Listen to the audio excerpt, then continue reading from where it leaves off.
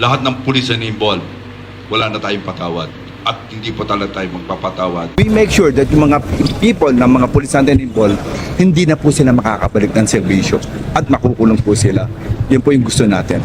Pag kami na-involved na police, kasama na rin po yung commander. We put accountability on the commanders. Meron silang accountability and responsibility to look after their men.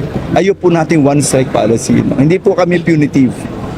Kami gusto lang po natin sa accountability and responsibility sa bawat officers po natin. If yun naman ka nagmumulaiting, you will see kung gaano po talaga ka-higpit at maayos po ang Philippine National Police when it comes dun sa regulations po namin.